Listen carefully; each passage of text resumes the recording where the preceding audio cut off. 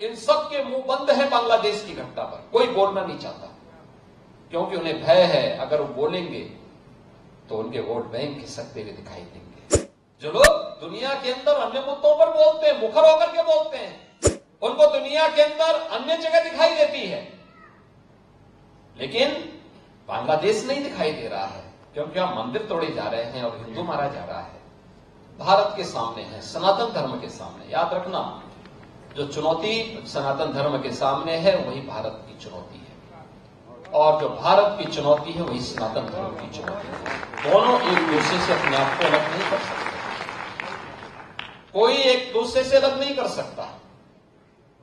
और मैं तो आज पूज्य संतों का आह्वान करूंगा, इस समय है उनको स्वयं आगे आकर के पूरे समाज को एकजुट करने के सावधान के साथ आगे बढ़ना पड़ेगा। याद करिए, अगर हमने तनिक भी भूल की, ये समाज फिर से बटा, और जो साजिशें हो रही हैं अगर वे सफल हुई तो बांग्लादेश के अंदर जो कुछ हो रहा है, हिंदुओं पर जो यातनाएं ढाई जा रही हैं, आप देख रहे होंगे किस प्रकार के अत्याचार हो रहे हैं, मंदिर तोड़े जा रहे हैं। हमारा मठ, हमारा मंदिर, हमारी उपासना विधि, हमारा शास्त्र, हमारे दर्शन, हमारी साधना पद्धति तभी संरक्षित हो पाएगी, तभी सुरक्षित हो पाएगी जब ये सनातन धर्म है और ये देश सुरक्षित है और बृहद हिंदू समाज सुरक्षित है। हमें इसके लिए कार्य करना होगा, लगातार कार्य करना होगा, प्रयास करना होगा, एक एक को जोड़ना पड़ेगा, एक एक को अपने साथ जोड़ना पड़ेगा। भेदभाव के लिए कोई जगह नहीं होनी चाहिए।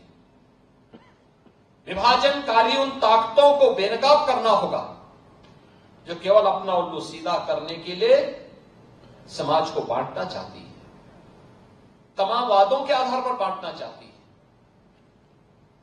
उनके लिए राष्ट्र की कीमत पर राजनीति उनके लिए अभिष्ट हो गई, लेकिन हमारे लिए राष्ट्र सर्वप्रथम है।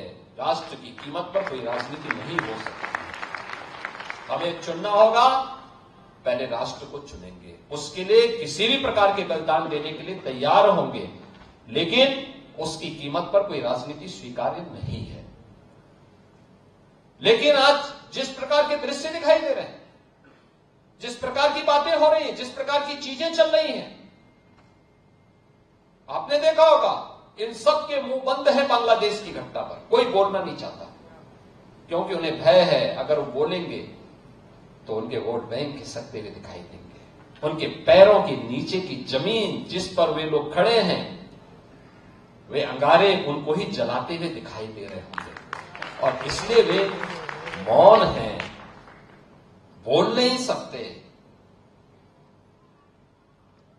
जो लोग दुनिया के अंदर अन्य मुद्दों पर बोलते हैं, मुखर होकर के बोलते हैं, उनको फिलिस्तीन दिखाई देता है, लेकिन बांग्लादेश नहीं दिखाई देता।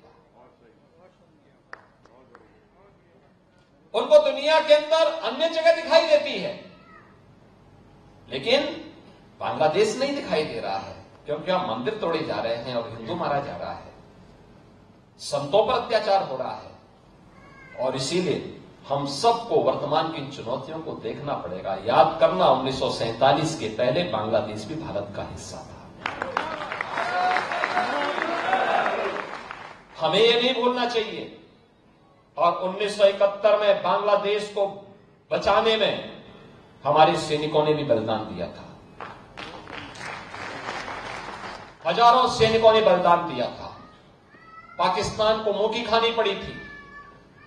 पाकिस्तान के 95,000 से अधिक सैनिकों को भारत के बहादुर जवानों के सामने समर्पण करना पड़ा था। और विश्व के इतिहास में किसी भी सेना की सबसे बड़ी विजय थी जो 1971 में भारत की सेना ने करके दिखाया था।